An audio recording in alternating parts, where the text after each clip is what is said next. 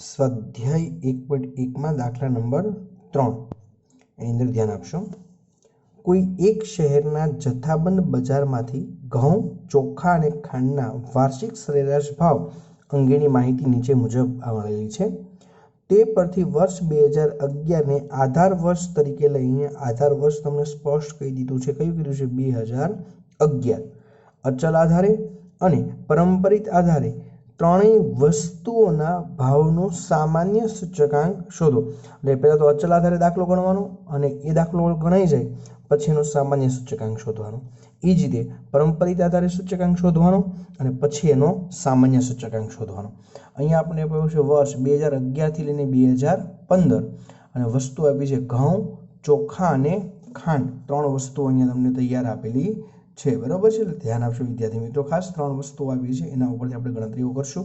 આગળના દાખલામાં વસ્તુઓ માત્ર એક જ હતી, આપણે જોયું હતું દાખલામાં, અહીંયા એક કરતાં વધારે છે। ટૂંકમાં જે દાખલો તમે આપણે ગઈકાલે જે ગણ્યો છે ઊભી કોલમમાં, એ જ દાખલો અત્યારે આપણે કરવાનો છે આડી કોલમમાં તૈયાર કરવાનો છે। કઈ રીતે ગણવાનો એને આપણે નીચે મુજબ ધ્યાનથી જોઈશું। એમાં સૌપ્રથમ સ્વાધ્યાય 1.1 માં દાખલા નંબર 3 કોષ્ટકની ઉપર પહેલા સૂત્ર લખવું પડે। એમાં આપણે પહેલી પદ્ધતિનો અત્યારે હવે આપણે પહેલા દાખલો કરીએ છીએ। અચલ આધારે સૂચકાંક એનું સૂત્ર થશે ચાલુ વર્ષની ચલ કિંમત છેદમાં આધાર વર્ષની ચલ કિંમત ગુણ્યા 100। કોષ્ટકની અંદર વસ્તુ, એમાં પહેલા ઘઉં આપ્યું છે, પછી ચોખા, પછી ખાંડ, પછી સરવાળો અને છેલ્લા કોષ્ટકની અંદર આવશે ભાવનો સામાન્ય સૂચકાંક। એટલી વસ્તુઓ આપણે કોષ્ટકમાં તૈયાર કરવાની છે। કોષ્ટકની ઉપર ફરીથી એકવાર કહું છું, સૂત્ર લખવું ફરજિયાત છે, તો જ એમના માર્ક્સ તમને પૂરેપૂરા મળશે, નકર માર્ક્સ મળશે નહીં। હવે આપણે કોષ્ટકની અંદર સંપૂર્ણ ધ્યાન આપી કે કઈ રીતની ગણતરીઓ કરવાની છે। એમાં પહેલા આપ્યું છે વર્ષ 2011, 12, 13, 14 અને 15, બરોબર છે। 2011 થી 2015 સુધીની માહિતીઓ તમને અહીંયા આપેલી છે। પહેલા આપણને ઘઉં આપેલા છે। ઘઉંની કિંમત 2011માં 18, 18.50, 19.50, 19 અને 19.50। હવે એમાં તમને દાખલાની અંદર સ્પષ્ટ કહી દઉં, અહીંયા આધાર વર્ષ તમને આપેલું છે, એમાં આધાર વર્ષ 2011 છે, તો એનો ઉલ્લેખ આપણે અહીંયા કરવો પડશે, બરોબર છે। ધ્યાન આપશો ખાસ। 2011 ને આધાર વર્ષ તરીકે લઈને આપણે દાખલો ગણવાનો। તો અહીંયા પહેલા સૌપ્રથમ એવું સમજવાનું કે આપણી પાસે એક જ વસ્તુ છે, કઈ છે? ઘઉં। જે આપણે ગઈકાલે દાખલો ઊભી કોલમમાં જે તૈયાર કર્યો હતો એ જ દાખલો આપણે અહીંયા કઈ કોલમમાં તૈયાર કરવાનો છે? આડી કોલમમાં તૈયાર કરવાનો છે। 2011 ની કિંમત કેટલી આવી છે? 18। તો એનો મતલબ કે આધાર વર્ષમાં ઘઉંનો પહેલા ખાલી શોધીએ, માત્ર પહેલા કોનો સૂચકાંક શોધવાનો છે? ઘઉંનો જ શોધવાનો છે। તો અહીંયા આધાર વર્ષ 2011 છે, 2011 ની કિંમત કેટલી આવી છે? 18। એનો મતલબ કે દરેકના છેદમાં 18 ગુણ્યા કેટલા આવશે? 100। અને આના છેદમાં 18 ગુણ્યા 100, એ જ રીતે આના છેદમાં 18 ગુણ્યા 100, આના છેદમાં 18 ગુણ્યા 100, આના છેદમાં 18 ગુણ્યા 100, આના છેદમાં 18 ગુણ્યા 100। આ રીતની કિંમતો તમારે દર્શાવી દેવાની। હવે આપણે એની ગણતરીઓ કરીએ તો 18 ભાગ્યા 18 ગુણ્યા 100 કરીએ તો જવાબ કેટલો આવે છે? 100। પોઈન્ટ પછીના બે અંકો લખવાના। 18.50 છેદમાં 18 ગુણ્યા 100 કરીએ એટલે 102.78। 18.90 ના છેદમાં 18 ગુણ્યા 100 કરીએ એટલે 105। 19 ભાગ્યા 18 ગુણ્યા 100 કરીએ એટલે 105.56। 19.50 ભાગ્યા 18 ગુણ્યા 100 કરીએ એટલે 108.33। આ રીતે તમારે કોષ્ટકમાં કિંમતો દર્શાવવાની છે। હવે ઘઉંનો વારો પૂરો થઈ ગયો, તો હવે પછી કોનો લેવાનો? ચોખાનો। તો ચોખાના આખાના તો બધા વર્ષની ગણતરી કરીએ। એમાં પણ આધાર વર્ષ 2011 છે, એટલે આધાર વર્ષ 2011 દરેકના છેદમાં કેટલા આવશે? તો કે 2011 ની કિંમત કેટલી છે? તો કે 30 ને ગુણ્યા કેટલા કરવાના? 100। તો આના છે 36 ના છેદમાં પણ આપણે 30 જ આવશે ગુણ્યા 100। 38 ના છેદમાં પણ 30 જ આવશે ગુણ્યા 100, કેમ કે આપણે અચલ આધારે આ દાખલો આપણે અહીંયા કરીએ છીએ। તો એ જ રીતે 38, તો 38 ના છેદમાં 30 ગુણ્યા 100, 39 ના છેદમાં 30 ગુણ્યા 100। ધ્યાન આપશો, આ દાખલો આપણે આડી રીતે ગણીએ છીએ, આડા કોષ્ટકમાં તૈયાર કરીએ છીએ, ધ્યાનથી જોશું। તો 30 ભાગ્યા 30 ગુણ્યા 100 કરીએ એટલે જવાબ કેટલો આવે છે? 100। 36 ભાગ્યા 30 ગુણ્યા 100 કરીએ એટલે પોઈન્ટ પછીના બે આંકડાઓ લેવાના છે, એટલે 120। 38 ભાગ્યા 30 ગુણ્યા 100 કરીએ એટલે 126.67। 38 ભાગ્યા 30 ગુણ્યા 100 એટલે એનું એજ 126.67. 39 ભાગ્યા 30 ગુણ્યા 100 કરીએ એટલે 130. પોઈન્ટ પછીના બે અંકો લઈ અને આપણે આ રીતે દાખલો ગણવાનો છે. હવે એ વસ્તુ મળી જાય એ રીતે હવે ખાંડના ભાવની ગણતરી કરીએ. હવે એમાં પણ આધાર વર્ષ તરીકે 2011 છે તો 2011 નો ભાવ કેટલો આપ્યો છે 30. તો એનો આપણે કે દરેકના છેદમાં 30 ગુણ્યા 100. 31 ના છેદમાં 30 ગુણ્યા 100. 32 ના છેદમાં 30 ગુણ્યા 100. 34 ના છેદમાં 30 ગુણ્યા 100 અને 36 ના છેદમાં 30 ગુણ્યા 100. આ રીતની આપણે ગણતરી કરીશું. હવે એનો કેલ્સીનો ઉપયોગ કરીએ 30 ભાગ્યા 30 ગુણ્યા 100 કરીએ એટલે કેટલો આવે છે 100. 31 ભાગ્યા 30 ગુણ્યા 100 કરીએ છીએ તો જવાબ આવે છે 103.33. 32 ભાગ્યા 30 ગુણ્યા 100 કરીએ છીએ તો 106.67. 34 ભાગ્યા 30 ગુણ્યા 100 કરીએ એટલે 113.33. 36 ભાગ્યા 30 ગુણ્યા 100 કરીએ એટલે 120. આ રીતની કિંમતો આપણે દરેકની શોધવાની છે. ટૂંકમાં કહી દઉં આગલા દાખલામાં આપણે વસ્તુ એક જ હતી, અહીંયા વસ્તુ એક કરતાં વધારે છે એટલે આડી કોલમમાં તૈયાર કરશું. પહેલાં આપણે ઘઉંની ગણતરી કરવી, એમાં આધાર વર્ષ કીધું છે 2011 એટલે 2011ના ભાવ દરેકના છેદમાં ગુણ્યા 100. એ જ રીતે ચોખાના ભાવ 2011ના જે આપ્યા હતા 30 હોય દરેકના છેદમાં 30 ગુણ્યા 100. અને ખાંડના ભાવ પણ તમને 2011ના આપ્યા હતા 30 એટલે દરેકના છેદમાં 30 ગુણ્યા 100. આ રીતે દરેક વસ્તુઓની ગણતરી કરી દેવાની દરેક વર્ષ માટે. પછી હવે અહીંયા સરવાળા કરવાનો. તો 2011માં ઘઉં, ચોખા અને ખાંડના ભાવનો આપણે સરવાળો કરવાનો. તો એ ત્રણનો સરવાળો કેટલો આવે છે તો કે 300. એ રીતે 2012માં 102.78, 120 અને 103.33 કરીએ એટલે સરવાળો આવે છે 326.11. 105, 126.67 અને 106.67 કરીએ એટલે એમનો સરવાળો આપણે અહીંયા આવે છે 338.34.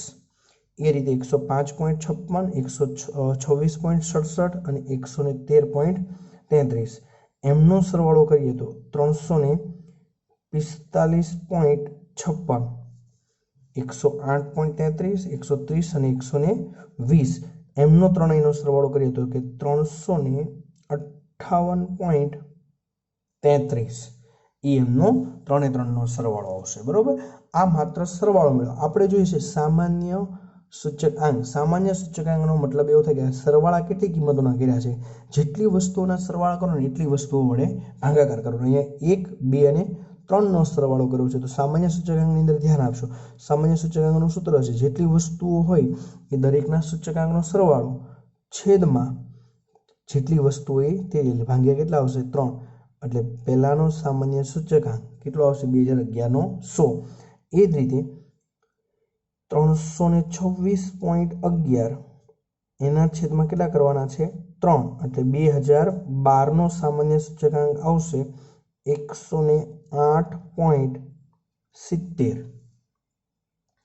એ જ રીતે ત્રીજા વર્ષ માટે જોઈએ, વર્ષ 2013 માટે 338.34 છેદમાં 3 કરીએ એટલે એમનો સામાન્ય સૂચકાંક આવે છે 112.78. પોઈન્ટ પછીના બે અંકો લેવાના. એ જ રીતે 345.56 છેદમાં 3 કરીએ એમનો સૂચકાંક આવે છે 115.19. અને છેલ્લી કિંમત 2015 માટેનું સામાન્ય સૂચકાંક 358.33 છેદમાં 3 કરીએ એટલે 119.44. આ આપણે જે મેળવ્યો એને કહેવાય સામાન્ય સૂચકાંક. ખાસ ધ્યાન આપશો વિદ્યાર્થી મિત્રો. સામાન્ય સૂચકાંકનું જો તમારે સૂત્ર લખવું હોય તો તમે કોષ્ટકની ઉપર અથવા પેલું સૂત્ર અચળ આધારે લખ્યું છે એના ઉપર પણ લખી શકો, નીચે પણ લખી શકો. બરોબર છે. ખાસ ધ્યાન આપશો. સામાન્ય સૂચકાંક એનું સૂત્ર છે સિગ્મા P1 છેદમાં P0 છેદમાં n ગુણ્યા 100. બરોબર છે. અથવા કરીને આપણે કીધું હતું, બરોબર છે। એ પણ સૂત્ર તમે લખી શકો, સિગ્મા આઈ છેદમાં એન। આપણે અહીંયા સિગ્મા આઈના છેદમાં એન એ સૂત્રનો ઉપયોગ કર્યો છે। સિગ્મા એટલે 3 એ 3ના સૂચકાંકનો સરવાળો, 3નો સરવાળો કર્યો છે એટલે ભાગ્યા કેટલા કર્યા હતા 3, એટલે એ સૂત્રનો ઉપયોગ કરીને આપણે અહીં દાખલો ગણેલો છે। આ આપણી અચલ આધારની પદ્ધતિનો દાખલો હતો। હવે એવો જ દાખલો આપણે એનો એ જ જોવાનો છે નંબર 2 પદ્ધતિએ, પરંપરિત આધારે સૂચકાંક। નંબર 2 કઈ પદ્ધતિએ જોવાનો છે? પરંપરિત આધારે સૂચકાંક। એની અંદર ધ્યાન આપશો, એમાં પહેલા સૌપ્રથમ આપણે સૂત્ર લખવું પડશે। પરંપરિત આધારે સૂચકાંકનું સૂત્ર થશે ચાલુ વર્ષની ચલ કિંમત છેદમાં અગાઉના વર્ષની ચલ કિંમત ગુણ્યા 100, બરોબર છે।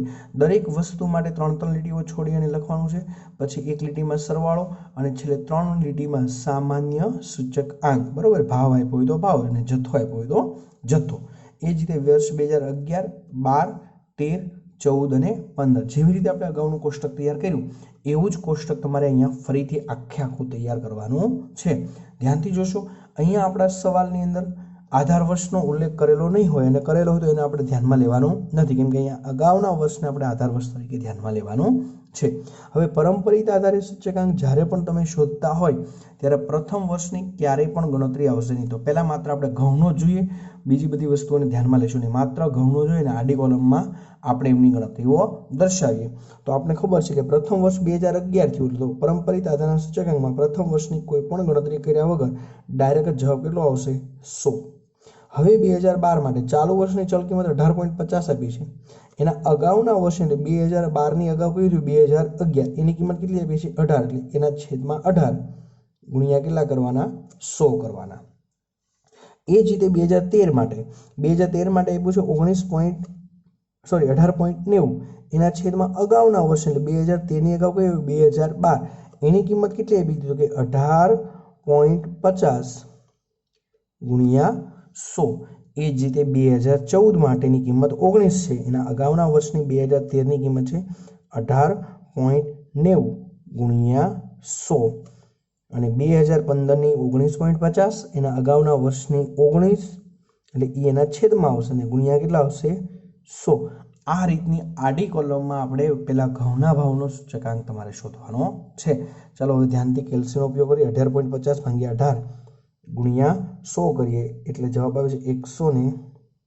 19.50 ભાગ્યા 18.50 સોરી 18.90 ભાગ્યા 18.50 ગુણ્યા 100 કરીએ એટલે 102.16। 19 ભાગ્યા 18.90 ગુણ્યા 100 કરીએ, પોઈન્ટ પછીના બે અંકો હજી કહું છું ધ્યાન આપશો, 100.53। 19.50 ભાગ્યા 19 ગુણ્યા 100 કરીએ એટલે 102.63, પોઈન્ટ પછીના બે અંકો લઈ અને ગણતરી કરવાની। ચાલો એ રીતની ગણતરીઓ થઈ જાય એટલે ઘઉંના ભાવનો પૂરો થયો। તો હવે કોનો વારો આવશે? ચોખાના ભાવનો। એમાં ચાલુ વર્ષની ચલ કિંમત તો અહીંયા તમને 2000 બરોબર, એટલે અગાઉના વર્ષની ચલ કિંમત 11ની અગાઉનું વર્ષ આપેલું નથી, તો એ જ રીતે પ્રથમ વર્ષમાં કોઈ પણ ગણતરી કર્યા વગર ડાયરેક્ટ જવાબ કેટલો લખવાનો છે? 100 તમારે લખી દેવાનો છે, પરંપરિતનો હોય તો જ। ચાલો એ રીતે 2012ના છેદમાં 2011ની કિંમત, 2011ની કિંમત કેટલી છે 30, તો ગુણ્યા 100। એ રીતે 2013ની 38 છેદમાં 2012ની કેટલી છે 36 ગુણ્યા 100। એ રીતે 2014ની કિંમત 38, 2013ની કિંમત પણ 38 ગુણ્યા 100, 2015ની 39 અને 2014ની 38 ગુણ્યા 100, કેમ કે અગાઉના વર્ષની કિંમત ક્યાં આવતી જશે? છેદમાં આવતી જશે। તો હવે અહીંયા આપણે ચોખાની ગણતરી થઈ ગઈ, તો ચોખાની ગણતરીઓ કરીએ અને હવે એનો જવાબ આપણે મેળવીએ। 36 ભાગ્યા 30 ગુણ્યા 100 કરીએ એટલે 120, 38 ભાગ્યા 36 ગુણ્યા 100 કરીએ એટલે 105.56, 38 ભાગ્યા 38 ગુણ્યા 100 કરીએ એટલે 100, અને 39 ભાગ્યા 38 ગુણ્યા 100 કરીએ 102.63। આ બંને કિંમતો આપણે અહીંયા સરખી આવે છે। ચાલો એ રીતે હવે આપણે ખાંડની ગણતરી કરીએ। ખાંડમાં પણ પ્રથમ વર્ષમાં કોઈ ગણતરી કર્યા વગર ડાયરેક્ટ જવાબ કેટલો લખવાનો છે 100। ચાલો ચાલુ વર્ષમાં એટલે કે 2012 ની કિંમત 31 છે અને 2011 ની કિંમત કેટલી છે 30 તો ગુણ્યા 100। એ રીતે 2013 ની કિંમત 32 છેદમાં એના અગાઉના વર્ષ એટલે અગાઉની કેટલી આપી છે 31 ગુણ્યા 100। પરંપરિતમાં એના અગાઉના વર્ષની કિંમત છેદમાં લેવાની। 2014 માં 34 છે અને 2013 ની કિંમત કેટલી આપી છે 32। એ જ રીતે 2015 માટે અહીંયા સોરી ગુણ્યા 100। 2015 ની 36 છેદમાં 2014 ની કિંમત કેટલી આપી છે 34 ગુણ્યા 100।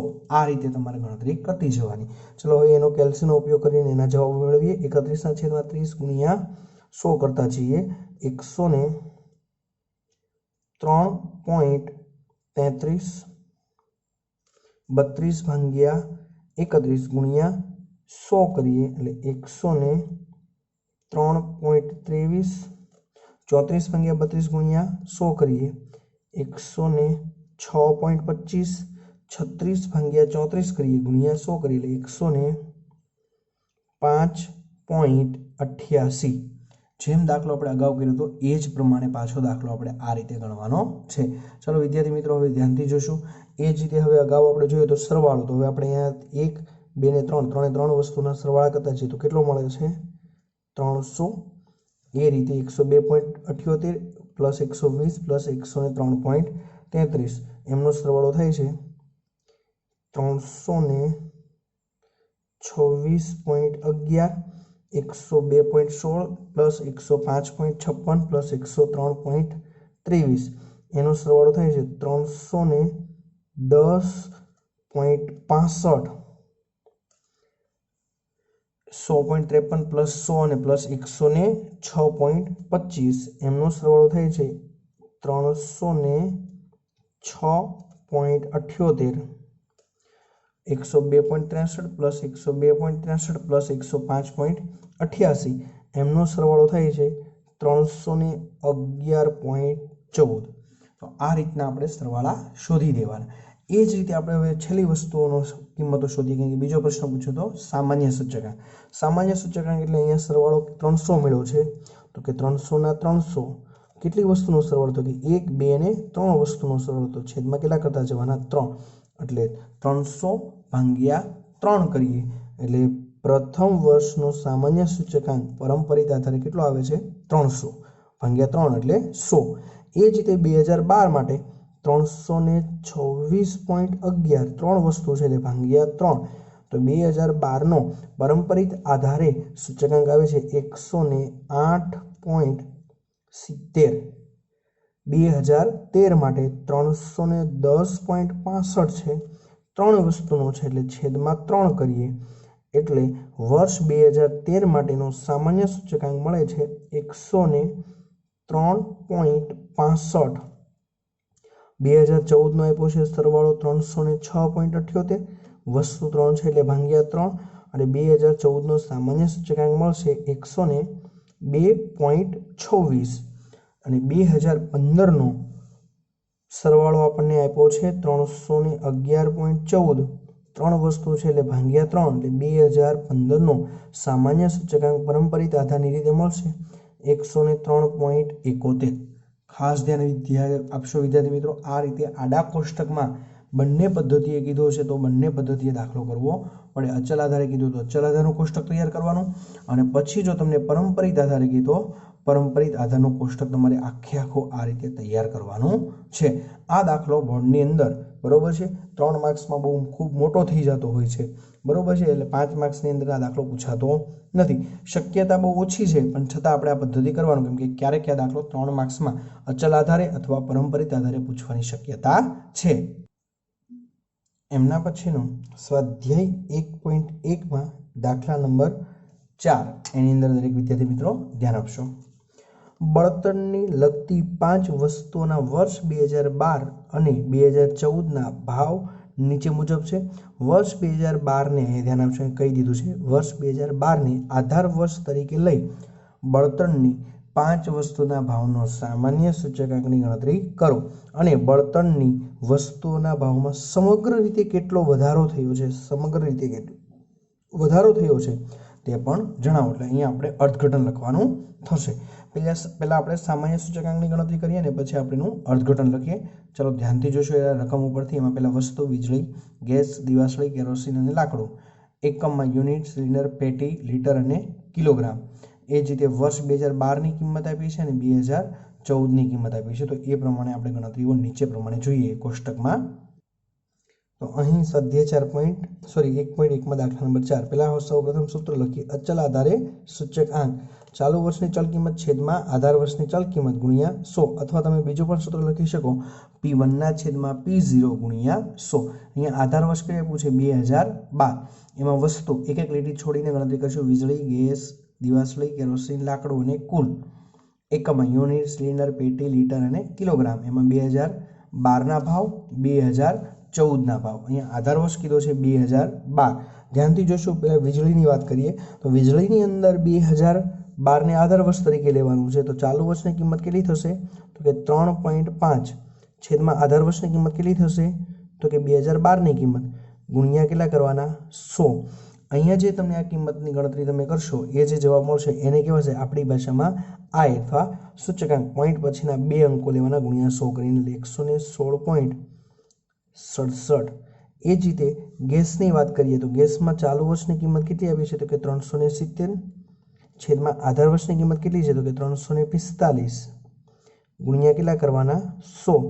એમનો જવાબ પોઈન્ટ પછીના 2 અંકો લઈને કરીએ તો 107.25. એ જ રીતે દિવાસળી માટે ચાલુ વર્ષની 1.5 છેદમાં આધાર વર્ષનો 1 ગુણ્યા 100. પોઈન્ટ પછીના 2 અંકો લઈને ગણતરી કરીએ 150. એ રીતે કેરોસીન માટે ચાલુ વર્ષની 20 આધાર વર્ષના 15 ગુણ્યા 100 કરીએ અને એમનો જવાબ આવે છે 125. અને લાકડા માટે ચાલુ વર્ષની 15 છેદમાં આધાર વર્ષનો 12 ગુણ્યા 100 કરીએ એટલે એમનો જવાબ આવે છે, અહીંયા 125 નહીં આવે, 20 ભાગ્યા 15 ગુણ્યા 100 એટલે 133.33 આવે છે. અને 15 ભાગ્યા 12 ગુણ્યા 100 કરીએ એટલે અહીં આવે છે 125. એમનો સરવાળો. બરોબર, ધ્યાનથી જોશો. સરવાળો શું કામે કરવાનો છે? તો કે આપણે અહીંયા સૂત્રની અંદર જરૂર છે એટલે પહેલા સરવાળો કરી દઈએ પછી તમને સમજાવું. 116.67, 107.25, 150 પ્લસ 133.33 અને 125. તો એમનો સરવાળો આવે છે 632.25. પોઈન્ટ પછીના 2 અંકો લઈને આપણે આ રીતે સરવાળો કરવાનો. હવે અહીંયા આપણો સવાલ પૂછેલો હતો બળતણના 5 વસ્તુના ભાવનો સામાન્ય સૂચકાંક. અને સામાન્ય ભાવના સૂચકાંકનું સૂત્ર છે સિગ્મા P1 ના છેદમાં P0 ગુણ્યા n ગુણ્યા 100. અથવા બીજું સૂત્ર પણ વાપરી શકો, સિગ્મા I ના છેદમાં n. આ સૂત્રનો ઉપયોગ કરીને કિંમતો શોધીએ. સિગ્મા I એટલે અહીંયા I નો સરવાળો આપણે ઓલરેડી મેળવેલો છે 632.25 અને n કેટલી વસ્તુઓ હતી? તો કે અહીંયા આપણી પાસે 5 વસ્તુ હતી એટલે 632.25 ભાગ્યા 5 કરીએ એટલે આપણો જવાબ આપણે મળશે સામાન્ય સૂચકાંક 126.45. આ વસ્તુ ઉપર ધ્યાન આપશો. આને કહેવાય બળતણની 5 વસ્તુઓનો સામાન્ય સૂચકાંક અથવા ભાવનો સામાન્ય સૂચકાંક. આપણો સવાલ બીજો એવો હતો, બરોબર છે. આપેલો સવાલ સામાન્ય સૂચકાંકની ગણતરી કરો. બીજો સવાલ હતો બળતણની વસ્તુઓના ભાવમાં સામાન્ય રીતે કેટલો વધારો થાય છે તેની ગણતરી કરો. તો હવે અહીંયા આપણે એનું અર્થઘટન લખવું પડશે. ધ્યાન આપશો ખાસ. એરો મારી અને લખવું પડશે. વર્ષ 2012ની સરખામણીમાં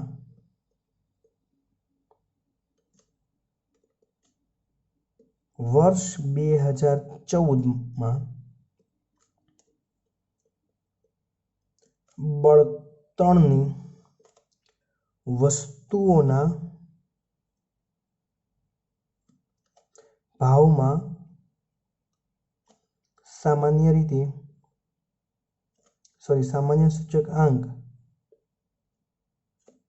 126.45 મળે છે.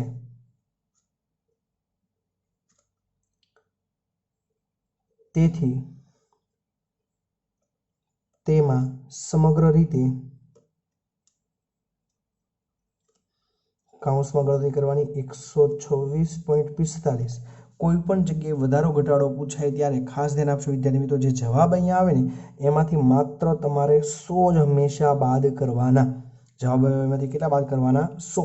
અને જેટલા 100 બાદ કરશો એટલે જે તમને કિંમત મળે, બરોબર છે, એટલે કે 26.45 મળે છે, એની પાછળ લગાવી દેવાનું ટકા.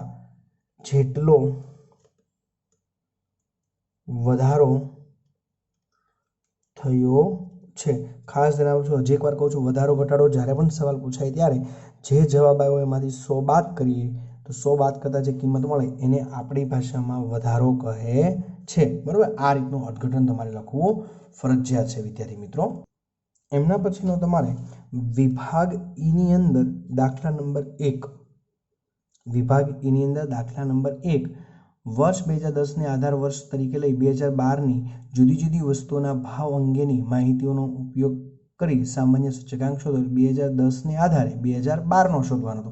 જે રીતે હમણાં આપણે ગણતરી કરી 2012ના આધારે 2014 વસ્તુ ABCDE એનો એકમ આપ્યો છે, વર્ષ 2010નો ભાવ અને 2012નો ભાવ. જે રીતે હમણાં આપણે ગણતરીનો દાખલો જે છેલ્લો કર્યો સ્વાધ્યાય 1.1નો ચોથો, એના જેવો સેમ દાખલો આ છે. આની અંદર પણ અર્થઘટન વધારો ઘટાડો પૂછ્યો નથી, છતાં પણ તમારે દરેક વિદ્યાર્થીએ શોધવાનો છે. દરેક વિદ્યાર્થીએ આ દરેક દાખલાઓના ફોટા પાડવાના છે અને ફરજિયાત વોટ્સઅપમાં મોકલવાના છે. ઓલરેડી 2 દાખલાઓ મેં ગણાવ્યા છે એ અને એક આ હોમવર્કમાં. 3 દાખલાના ફોટા પાડીને વોટ્સઅપમાં ફરજિયાત દરેક વિદ્યાર્થીઓએ મોકલવાના છે.